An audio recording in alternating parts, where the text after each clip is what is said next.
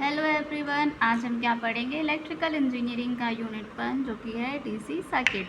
अब DC circuit में हम क्या पढ़ेंगे कि एलिमेंट्स के कितने सारे टाइप्स होते हैं, फिर उसी के बिहाफ पे हम कुछ न्यूमेरिकल्स भी लगाएंगे। ठीक है, अब चलिए ये यूनिट स्टार्ट करते हैं। बेसिकली इसमें टाइप्स ऑफ एलिमेंट्स डिवाइड किए गए हैं, चलिए वही पढ़ते हैं। ठीक है, पहले एक्टिव एलिमेंट्स और पैसिव एलिमेंट्स को डिफाइन करते हैं कि एक्टिव एलिमेंट्स क्या है और पैसिव एलिमेंट्स क्या है।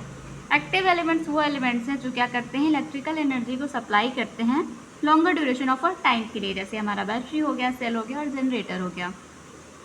अब समझ तो आया नहीं होगा। देखिए, बैटरी सेल जनरेटर का मतलब ये है कि जब हम बैटरी को चार्ज करते हैं तो वो क्या करती है, इलेक्ट्रिसिटी को स्टोर करके रखती है, देन वो हमको क्या करती है, सप्लाई करती है। लेकिन जो पैसिव एलिमेंट्स होते हैं वो क्या करते हैं, वो एनर्जी को स्टोर तो करते हैं, कंज्यूम तो करते हैं, लेकिन वो क्या करते हैं, short period of a time के लिए, जिसमें कि जैसे रेजिस्टेंस हो गया, कैपेसिटर हो गया, इंडक्टेंस हो गया। जब किसी सर्किट से क्या करती है, करंट फ्लो करती है, तो वहाँ पर रेजिस्टेंस में क्या होती है, करंट जाती तो है लेकिन वो उसमें क्या करती है, रुकती नहीं है, फिर उसी फॉर्मेट में बाहर आ जाती हैं। अब यूनिलैटरल एलिमेंट्स और बायलैटरल एलिमेंट्स क्या होते हैं। यूनिलैटरल एलिमेंट्स वो एलिमेंट्स होते हैं जिनका रिस्पॉन्स चेंज हो जाता है उनके पॉइंट ऑफ एक्साइटेशन के चेंज होने पे। जैसे देखिए यहाँ पे एग्जांपल से हम समझते हैं, डायोड और ट्रांजिस्टर क्या है, यूनिलैटरल एलिमेंट्स के क्या है, एग्जांपल्स हैं। अब देखिए, ये हमारा फर्स्ट एक बना हुआ है सर्किट, यहाँ पे क्या लगा है, डायोड लगा हुआ है। ये क्या है, डायोड दो टाइप्स के होते हैं, फॉरवर्ड बाइस और रिवर्स बाइस। फॉरवर्ड बाइस में क्या होता है कि नेगेटिव से पॉजिटिव की ओर जो हमारा करंट है वो फ्लो करता है। ठीक है, तो यहाँ पे क्या होता है, आंसर हमारा पॉजिटिव आता है। बट यहाँ रिवर्स बाइस में क्या होता है, पॉजिटिव से नेगेटिव की तरफ फ्लो करता है, तो आंसर में क्या आ जाता है, चेंजेस आ जाते हैं। लेकिन जो बायलैटरल एलिमेंट्स होते हैं, बाई का मतलब ये होता है दो, मतलब दोनों तरफ से। तो हम यहाँ पे दोनों इस तरफ से चाहे मेज़र करें चाहे इस तरफ से मेज़र करें, हमारा जो आंसर होगा वो क्या होगा, सेम होगा। यहाँ सिंपल सा मतलब है, रिस्पॉन्सेज चेंज नहीं होते हैं पॉइंट ऑफ एक्साइटेशन के चेंज होने पे। ठीक है, अब linear and non linear elements क्या होते हैं। लीनियर और नॉन लीनियर एलिमेंट्स वो होते हैं, लीनियर एलिमेंट्स वो होते हैं जो प्रिंसिपल ऑफ सुपरपोजिशन और प्रिंसिपल ऑफ होमोजेनिटी को फॉलो करते हैं। नॉन लीनियर एलिमेंट्स वो होते हैं जो प्रिंसिपल ऑफ सुपरपोजिशन और प्रिंसिपल ऑफ होमोजेनिटी को फॉलो नहीं करते हैं। प्रिंसिपल ऑफ होमोजेनिटी और प्रिंसिपल ऑफ सुपरपोजिशन को कौन फॉलो करता है, रेजिस्टेंस, इंडक्टेंस, कैपेसिटेंस। और कौन नहीं फॉलो करता है, डायोड, ट्रांजिस्टर। ठीक है, ये सारी चीज़ें नहीं फॉलो करती। अब पता होना चाहिए कि प्रिंसिपल ऑफ सुपरपोजिशन क्या होता है। प्रिंसिपल ऑफ सुपरपोजिशन वो होता है जहाँ पे मल्टीपल एक्साइटेशन सिस्टम होते हैं और उनका जो रिस्पॉन्स होता है मल्टीपल एक्साइटेशन सिस्टम की वजह से वो किसके इक्वल होता है, algebraic sum of responses due to individual excitation. Simple सा मतलब है, ये हमारा एक एलिमेंट है, ठीक है, ये हमारा मल्टीपल एक्साइटेशन, ये सिंगल है बट यहाँ पे इसके फॉर्म में क्या है, मल्टीपल एक्साइटेशन से। अब जो हमारा x है वो किसके इक्वल होगा, वो y के इक्वल होगा। ठीक है, वो x अगर इधर हमने एंटर किया तो ये y रिस्पॉन्स में आंसर में y देगा। x1, x2, x3 ये इंडिविजुअल है तो इनके आंसर्स क्या है, इंडिविजुअल, y1, y2, y3। लेकिन जो x1, x2, x3 है वो किसके इक्वल है, x के इक्वल है। y1, y2, y3 किसके इक्वल है, y के इक्वल है।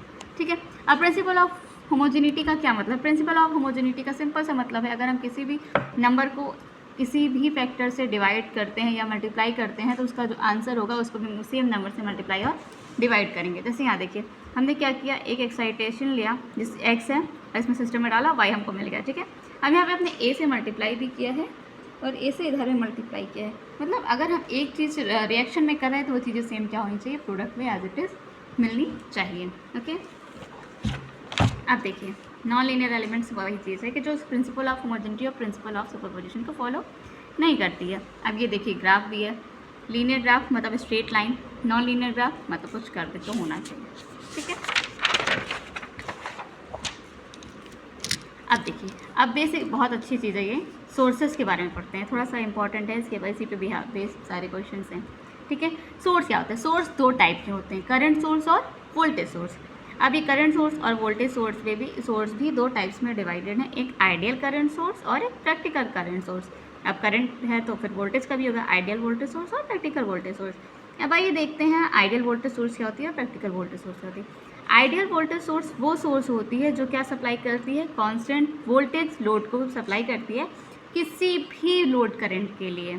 ठीक है, जैसे कि हमने क्या यहाँ पे वोल्टेज सप्लाई किया, अब यहाँ पे करंट कुछ रेजिस्टेंस कुछ भी हो, यहाँ पे करंट कुछ भी हो। ठीक है, अब यहाँ पे कोई सी भी करंट हम अप्लाई पास करा दें, लेकिन जो वोल्टेज होगा हमारा चेंज नहीं होगा। आई बात समझ में? अब हमें पता है V क्या होता है, V equals to I R होता है। अब V equals to I R, I into R करेंगे तो हम I और I इंटू आर को क्या लिया है, BL लिया है। तो सिंपल से हम इसको क्या लिख सकते हैं, ये वैल्यू क्या हो गई, पूरी BL हो गई, तो V इजिकल्स टू VL लिख सकते हैं। ठीक है, इसका जो कैरेक्टरिस्टिक VI कैरेक्टरिस्टिक्स है वो ऐसे ग्राफ में शो किया गया है, स्ट्रेट लाइन जहाँ पे वोल्टेज हमारा क्या है, कॉन्स्टेंट है। ठीक, अब प्रैक्टिकल वोल्टेज सोर्स क्या होता है? प्रैक्टिकल वोल्टेज सोर्स का मतलब है कि इसमें कुछ इंटरनल चीज़ें क्या हो, ऐड हो। अब प्रैक्टिकल वोल्टेज सोर्स में क्या होता है, इंटरनल रेजिस्टेंस होता है, किसी सोर्स का कंसीडर किया जाता है जहाँ पे हम क्या करते हैं, एक इंटरनल रेजिस्टेंस को ऐड करते हैं।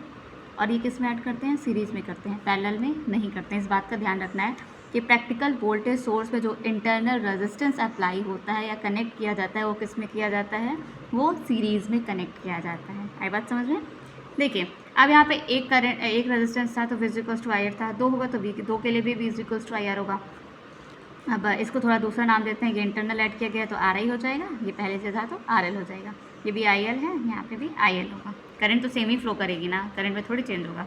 ठीक है, तो यहाँ क्या है, V equals to I L R L plus I L R I. ठीक है, ये इंटरनल है जो हमने ऐड किया।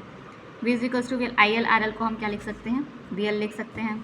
यहाँ पे हमने ऐड किया, फिर आई एल आर आई लिखा, V L is equals to V minus R I. ये यहाँ पे इसको इधर लेकर इसको इधर किया, माइनस इधर तो पता ही होगा। अब देखिए ये प्रैक्टिकल सोर्स की क्या है, प्रैक्टिकल वोल्टेज सोर्स की क्या है, ये एक इक्वेशन है। अब इसको अगर हमें आइडियल में ही कन्वर्ट करना हो, मतलब इसको एज इट इज़ पुराने पिछले वाले की तरह आइडियल बनाना हो, तो हम इसमें क्या करेंगे, हमने जाहिर सी बात है जो इंटरनल रेजिस्टेंस लगाया है उसको हम क्या कर देंगे, ज़ीरो कर देंगे। मतलब वो अगर हटा दिया जाए तो क्या हो जाएगा, हमको एज इट इज़ सारी चीज़ें सेम मिल जाएगी। करंट वही फ्लो कर रही है, पहला वाला रेजिस्टेंस वही है, दूसरा ऐड किया गया है तो हम उसको दूसरे वाले को क्या करेंगे, ज़ीरो कर देंगे। ठीक है, तो ये हमने ज़ीरो कर दिया, तो V L is equals to V हमारा आ गया। अब देखिए यहाँ के ग्राफ में क्या है, लीनियर के लिए क्या है, ये स्ट्रेट है, और नॉन लीनियर के लिए क्या है, अब यहाँ पे क्या है, अब हमने एक आइडियल करंट वोल्टेज सोर्स पढ़ लिया, तब हम क्या पढ़ेंगे, ideal current source. Ideal current source क्या है, आइडियल करंट सोर्स वो है जो कांस्टेंट करंट को सप्लाई कर, लोड को कांस्टेंट करंट सप्लाई करता है किसी भी लोड रेजिस्टेंस के लिए। ठीक है, वहाँ पे क्या सप्लाई करा था, कांस्टेंट वोल्टेज सप्लाई करा था, यहाँ पे क्या सप्लाई करेगा, कांस्टेंट करंट, फिर चाहे रेजिस्टेंस की वैल्यू कुछ भी क्यों ना हो। सेम चीज़ यहाँ पे भी है, I is equals to I L हो गया आपका। वी आई कैरेक्टरिस्टिक्स, यहाँ पे आई क्या है, कांस्टेंट है। अब प्रैक्टिकल में क्या होगा, देखिए यहाँ पे थोड़ा ध्यान देना है, प्रैक्टिकल में क्या होता है, यहाँ पे भी इंटरनल रेजिस्टेंस को ऐड करते हैं, लेकिन जो इंटरनल रेजिस्टेंस हम कनेक्ट करते हैं वो किस में करते हैं, पैरेलल में करते हैं। जो हम वोल्टेज में करते हैं इंटरनल रेजिस्टेंस ऐड, वो किस में करते हैं, सीरीज़ में करते हैं, लेकिन जो करंट में करते हैं वो किस में करते हैं, पैरेलल में करते हैं। ठीक है, अब ये ग्राफ बनाया गया, सॉरी डायग्राम बनाया गया, सर्किट बनाई गई है, आप इसमें देख सकते हैं। यहाँ पे देखिए पैरेलल में ऐड है ना, ये दोनों पैरेलल में है। तो यहाँ पे हमने करंट बनाया, करंट सोर्स बनाया, फिर यहाँ पे एक आई पास किया, रेजिस्टेंस ये पहला वाला हमारा था। V L is equals to I L R L, पहले वाले का है, V L is equals to I small I R I. ठीक है, यहाँ पे जो करंट फ्लो करेगी वो डिफरेंट करेगी, यहाँ पे जो करंट फ्लो करेगी वो डिफरेंट, मतलब हाँ थोड़ी सी। ठीक है, यहाँ पे I is equals to V L upon R L, अरे V is equals to I R, ये तो पता ही होगा, अप्लाई कैसे। अब यहाँ पे क्या अप्लाई करेंगे, हम KCL अप्लाई करेंगे। यहाँ जो करंट फ्लो करेगी वो आई करेगी, यहाँ जो करेगी आई एल करेगी। ठीक है, ये सॉल्व किया, I is equals to I L, ये पहले का हमारा करंट था, ये हमारा करंट क्या है जो हमने इंटरनल अप्लाई किया। आई एल फाइंड करना होगा तो इधर लेके आएंगे, माइनस करेंगे, I L is equals to, ये हमारी आई एल की वैल्यू है। ठीक है, यहाँ पे वी एल अपॉन आर आई लिखे हैं। अब देखिए जब हमको इसको क्या करना पड़ेगा, इसको आइडियल करंट में चेंज करेंगे, तो हम यहाँ पे क्या करेंगे, देखिए एक्सटर्नल तो सॉरी इंटरनल तो हमने क्या लगाया है, आई लगाया है ना, ये वाला आर लगाया है। तो हम क्या करेंगे, यहाँ पे जो आर की वैल्यू है वो क्या कर देंगे, इन्फानाइट कर देंगे, ज़ीरो नहीं करनी है, क्या करनी है, इन्फानाइट करनी है। I L is equals to I minus V upon infinity, I L is equals to I minus zero, L is equals to I. ये सिंपल सा थियोरेटिकल पार्ट हमारा कन्वर्ट का कंप्लीट हुआ। आई होप आप लोग अच्छे से समझ गए होंगे। नहीं सॉरी, अभी इसका ग्राफ है, ये देख लीजिए। जाहिर सी बात है नॉन लीनियर का कर्व होगा और लीनियर का स्ट्रेट होगा, ये चीज़ थोड़ी सी ध्यान देनी बस, बाकी ग्राफ में कुछ है नहीं, बहुत ईजी है ये चैप्टर। अब क्वेश्चन न्यूमेरिकल्स करने के लिए हमें कुछ चीज़ें पता होनी चाहिए, ठीक है, कुछ टर्मिनोलॉजीज हैं जिनके बारे में बहुत अच्छी तरीके से पता होना चाहिए, ठीक। अब देखिए नेटवर्क क्या है। नेटवर्क एक ऐसा कनेक्शन होता है जहाँ पे बहुत सारे इलेक्ट्रिकल डिवाइसेस क्या होते हैं, कनेक्टेड होते हैं, कनेक्शन में होते हैं। जो नेटवर्क होता है वो हमारा ओपन सर्किट भी हो सकता है और क्लोज सर्किट भी हो सकता है, लेकिन जो सर्किट होगा वो अपने में ओपन सर्किट नहीं होगा। अब लूप क्या होता है? लूप वो पाथ होता है जो एक कंप्लीट सर्किट बनाता है। जहाँ पे एक कंप्लीट सर्किट बन जाए उसे क्या कहते हैं? हम लूप कहते हैं। मैश क्या होता है? एक कंप्लीट लूप होता है लेकिन उस लूप के अंदर कोई और लूप नहीं होना चाहिए, वो क्या होता है? मैश होता है। All the meshes are loop but all the loops are not meshes. अब देखिए, अब हम इसमें समझते हैं कि लूप क्या होता है, मैश क्या होता है। ये हमारी एक सर्किट है, ये जो यहाँ से लेके ये बड़ा वाला है ये क्या है? लूप है, ठीक। एक लूप ये हो गया, अब एक लूप ये भी होगा और दूसरा लूप ये भी। क्लोज सर्किट है तो लूप तो होगा ही, ठीक है। एक लूप ये है, एक लूप ये है, एक बड़ा लूप है। अब इसमें मैश क्या होगा? मैश वो होता है, वो लूप होता है जिसके अंदर कोई और लूप अवेलेबल ना हो। मतलब इसके अंदर कुछ अवेलेबल है नहीं, ये पहला मैश है, और इसके अंदर कुछ अवेलेबल है नहीं, ये दूसरा मैश है। लेकिन ये जो बड़ा वाला लूप है इसके अंदर तो दो मैसेज है ना, तो ये मैश, ये बड़ा वाला क्या होगा? मैश नहीं होगा, ये बड़ा वाला सिर्फ और सिर्फ लूप होगा, ठीक है। अब जंक्शन क्या होता है? जंक्शन वो होता है जहाँ पे तीन से ज़्यादा ब्रांचेस कनेक्टेड होती है। लेकिन नोड वो होता है जहाँ पे इक्विपोटेंशियल सरफेस होता है। जहाँ पे इक्विपोटेंशियल सरफेस होता है और वो ब्रांचेस क्या होती हैं, एक दूसरे से कनेक्टेड होती है, वो क्या होता है? नोड। जैसे देखिए नोड क्या होता है, एक ब्रांच इधर है, देखो एक नोड, ये नोड नहीं होगा, नोड ये होगा, एक ब्रांच ये कनेक्टेड है, एक ब्रांच ये कनेक्टेड है, एक ब्रांच, यहाँ तीन ब्रांच कनेक्टेड है ना, ये क्या हो गया? हमारा नोड हो गया। एक ब्रांच ये कनेक्टेड है, एक ब्रांच ये कनेक्टेड है, एक ब्रांच ये कनेक्टेड है, क्या हो गया? हमारा नोड हो गया। ये नोड नहीं होगा क्योंकि यहाँ पे क्या होगा? KCL अप्लाई नहीं होगा, इसलिए कि ठीक है, तो यही होगा सब। आइए अब एक क्वेश्चन के हेल्प से हम ये थोड़ा सा इसको समझते हैं कि ये चीज़ें होती क्या हैं। Mesh analysis, mesh current method, Maxwell circulating theorem और लूप एनालिसिस, ये सारे एक ही चीज़ को कही जाती है, तो इसमें कंफ्यूज नहीं होना है, याद रखना है कि एक ही नाम के कितने सारे नाम होते हैं, ठीक है। अब देखिए यहाँ पे क्या करना है, find the mesh current and current in 6 ohm using mesh analysis. देखिए ये हमारी सर्किट है, अब हमको ये चीज़ें समझनी है क्यों होती है। पहले हमें स्टेप देखते हैं, पहले हमें करना क्या होता है। एक मिनट तक सर्किट भी देखिए और आप भी, okay. Recognize all possible meshes. पहले हम अपनी सर्किट में देखेंगे इसमें कितनी सारी मैसेज अवेलेबल है। हमें पता है कि मैश वो होता है जिसके अंदर कोई और लूप अवेलेबल ना हो, ठीक। तो पहला मैश ये हो गया, दूसरा मैश ये हो गया, यहाँ पे हमने 1 लिखा है, यहाँ पे 2 लिखा है, ठीक है। ये मैसेज हो गए। Indicate mesh current. अब मैश करंट हम कैसे फाइंड करते हैं? हमें पता है कि ये हमारी सर्किट है, 2 सर्किट है, सर्किट तो एक ही है हालांकि, मतलब 2 मैसेज हैं। तो इन दोनों मैसेज में हम देखते हैं, अगर वोल्टेज सोर्स है और दोनों में वोल्टेज सोर्स है तो हम देखेंगे कौन सा बड़ा वोल्टेज सोर्स है। यहाँ पे वोल्टेज सोर्स कौन सा बड़ा है? 12 वोल्ट बड़ा है। अब 12 वोल्ट का करंट की डायरेक्शन जिधर होगी उधर ही हम सारे मैसेज की डायरेक्शन को शो कर देंगे बिना को सोचे समझे, ठीक है। अगर दोनों वोल्टेज है तो यहाँ से करंट निकली, इधर से करंट गई, इधर से माइनस से प्लस गई, तो हम करंट की डायरेक्शन इधर हो गई, ठीक है। ये करंट की डायरेक्शन हुई, फिर इस वाले मैश में तो हो गया। अब यहाँ पे क्या करेंगे, ये तो बड़ा था ना, अब आँख बंद करके हम भी same direction as it is draw कर देंगे, ठीक। Apply KVL in each mesh to find simultaneous equation. अब हम ईच मैश को क्या करेंगे? सॉल्व करेंगे। हमें पता है क्या होता है, V = I × R, ठीक। V क्या है हमारा? माइनस से प्लस है तो 12 होगा, ठीक। और IR क्या है?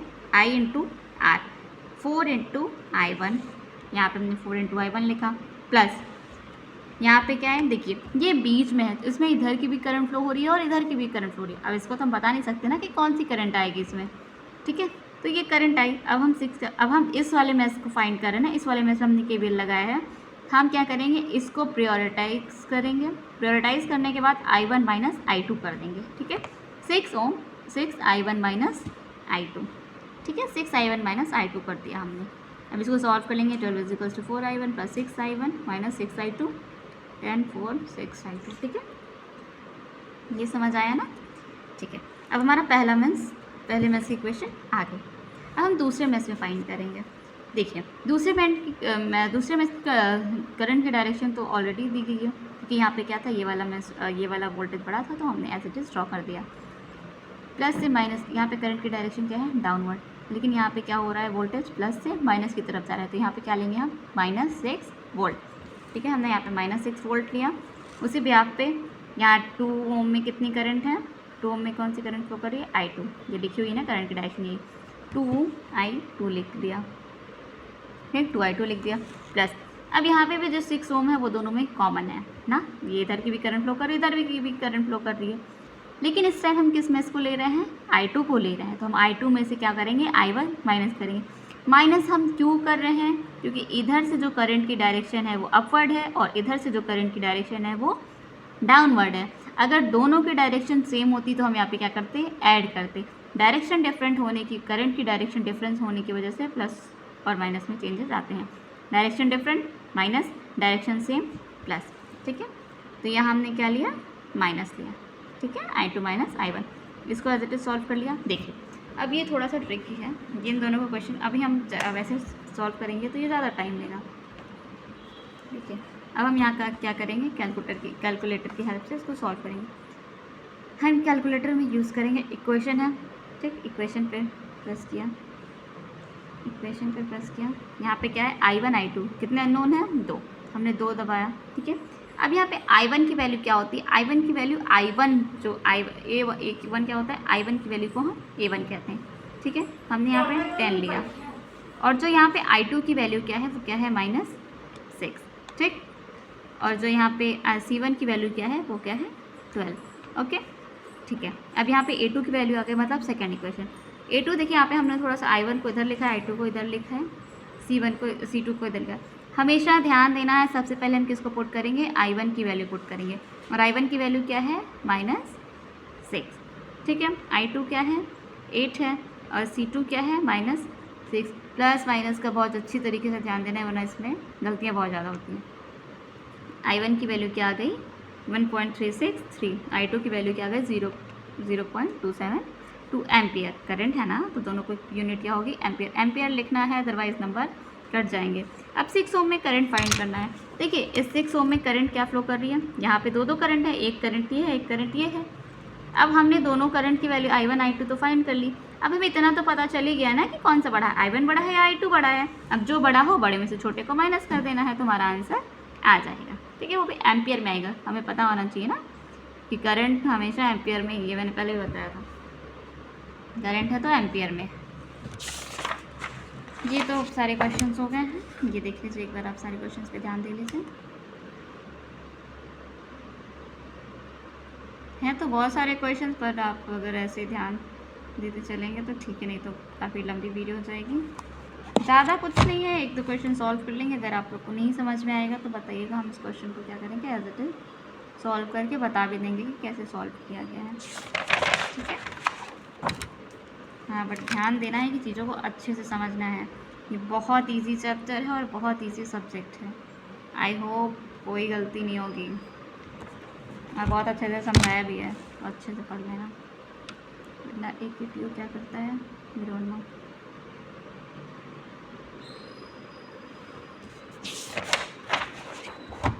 ठीक है, देखते रहिए। सारे क्वेश्चन इंपॉर्टेंट नहीं है, बट स्टिल सॉल्व कर लेंगे आप लोग तो अच्छा है। हाँ, अच्छे से करना। सेम चीज़ें हैं, जहाँ पे भी थोड़ा बहुत डाउट आएगा तो आप लोग कमेंट में कमेंट कर सकते हैं, आई विल एक्सप्लेन। देखिए अब हमने मैथ से तो फाइंड कर लिया, अब एक बार हम नोडल एनालिसिस से फाइंड करते हैं। ठीक है, एक क्वेश्चन नोडल का भी बता देती हूँ ताकि समझने में आसानी हो। Calculate the current across to 20 ohm resistor using nodal analysis in the following circuit. ये एक सर्किट है।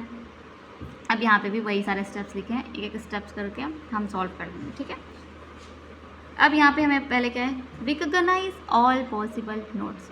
पहले तो हमें पता होना चाहिए कि नोड्स कौन कौन से, जहाँ पे 3 और 3 से ज़्यादा ब्रांचेस कनेक्ट होती हैं उन्हें हम क्या बोलते हैं, नोड्स बोलते हैं। ये पहले ही बात, इसीलिए सब कुछ बता दिया था। एक ये ग्राउंड है। ठीक है, अब यहाँ से हम क्या करते हैं, एक को ग्राउंड मानते हैं, तो ग्राउंड से हम स्टार्ट करते हैं। एक नोड यहाँ पे, क्योंकि एक ब्रांच कनेक्ट है, दूसरी ब्रांच कनेक्ट है, तीसरी ब्रांच कनेक्ट है, चौथी ब्रांच कनेक्ट है, तो हमने इसको क्या लिया, एक नोड ये हो गया। यहाँ पे एक ब्रांच कनेक्ट है, दो ब्रांच कनेक्ट है, तीन ब्रांच कनेक्ट है, तो ये क्या हुआ, ये नोड हुआ। एक ब्रांच, दूसरी ब्रांच, तीसरी ब्रांच कनेक्ट है, तो इसको हमने क्या लिया, बी लिया। अब इनका पोटेंशियल क्या होगा, Vg is equals to 0। Ground का पोटेंशियल हमेशा 0 होता है, ये बात हमेशा याद रखनी है। ए का पोटेंशियल क्या होगा, बी ए, बी का पोटेंशियल क्या होगा, बी बी। ठीक है, अब देखो हम ground indicate reference node. Reference node का मतलब होता है कि जहाँ पे ऑलमोस्ट जो Vg जो क्या होता है उसको पोटेंशियल होता है वो क्या हो जाए, 0 हो जाए। ठीक है, रेफरेंस नोड हम इस हमेशा ग्राउंड को ही रेफरेंस नोड मानते हैं, क्योंकि ग्राउंड की जो वैल्यू पोटेंशियल होता है वो क्या होता है, 0 होता है। ठीक है, हायर पोटेंशियल से लोअर पोटेंशियल की ओर फ्लो करते हैं हम। जो हायर पोटेंशियल है, ठीक है, अभी यहाँ पे ग्राउंड हायर पोटेंशियल है, ये लोअर पोटेंशियल है, यहाँ से हम फ्लो किया BC से, यहाँ पे गए एक नोड से दूसरे नोड तक। ठीक है, B इक्वल्स टू क्या होता है, IR। ठीक है, VG माइनस VA, एक लोअर पोटेंशियल से हायर पोटेंशियल की ओर फ्लो किया, VG minus VA, sorry higher potential से लोअर पोटेंशियल, अभी क्या कह रही है। ठीक है, VG माइनस VA, माइनस से प्लस, यहाँ पे हमने क्या किया, VG माइनस VA किया प्लस। अगर यहाँ पे कोई भी एक्स्ट्रा सोर्स ऐड होता है तो हम उसको, एक्स्ट्रा सोर्स होता है तो उसको हम क्या करते हैं, उसी में ऐड कर देते हैं। ठीक, VG हो गया, R क्या है हमारा 5 ओम। ये देखिए,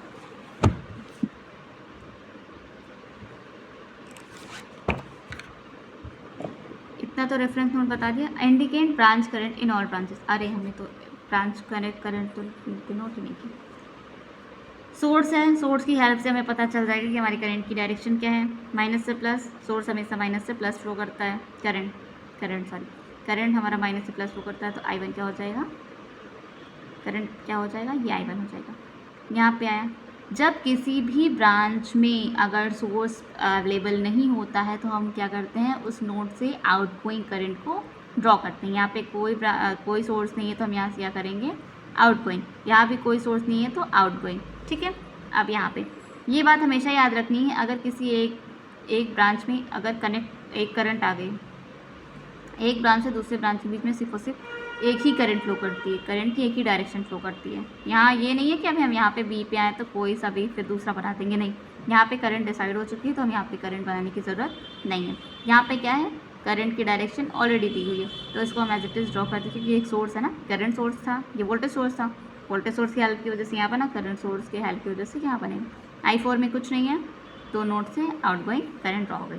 ठीक है, अब हम एक एक नोड पे क्या करेंगे, KCL लगाएंगे। ठीक है, KCL क्या होता है, लोअर पोटेंशियल से हायर पोटेंशियल की ओर फ्लो करेंगे। ठीक, यहाँ से VG माइनस VA, सोर्स होगा तो ऐड होगा, रेजिस्टेंस डिवाइड होता है, पता है ना। Incoming sources equal to outgoing sources होती हैं। ठीक, अब हम देखेंगे कि इस नोड पे कौन सी करंट आ रही है और कौन सी करंट जा रही है। जो करंट आएगी वो इनकमिंग, जो जाएगी वो आउटगोइंग। इनकमिंग को लेफ्ट साइड में लिखते हैं और आउटगोइंग को राइट साइड में लिखते हैं। I1 is equals to I2 plus I3। ये देखिए, I1 is equals to I2 plus I3। अब ये तो पता ही है, I1 क्या होगा, VG माइनस VA प्लस 20/5। यहाँ पे क्या होगा, एक नोट ये अभी तो I2 फाइंड करना है ना। I2 में क्या होगा, VA माइनस VB/10। I3 में क्या होगा, VA माइनस VG/10। ठीक, ये देखिए, ये हो गया VA माइनस VG/, अभी तो LCM लेना आता ही होगा, 10 ये रहा। तो क्या, VG हमेशा ग्राउंड सोर्स जो हमारा रेफरेंस होता है वो क्या होता है, 0 होता है। हमने इसको सॉल्व किया। ठीक है, इस तरीके से VB भी करेंगे और हमारा आंसर, ये C पे नहीं करेंगे, रेफरेंस नोड को नहीं फाइंड करते हैं। ठीक है, फिर ये हमारा आंसर हो गया। आई होप आप लोगों को अच्छे से समझ में आया होगा। थोड़ा शॉर्ट में पता है क्योंकि वीडियो शॉर्ट बनानी थी ताकि ज़्यादा हौच-पौच ना हो, आप लोग को भी समझ आ जाए कि चीज़ें क्या है ओवरऑल इस चैप्टर में क्या है। चैप्टर बहुत ईजी है, न्यूमेरिकल्स में प्रॉब्लम होगी, do comment in a comment section, I will explain each and every question of this chapter. Okay, thank you so much guys, all the very best for your exams.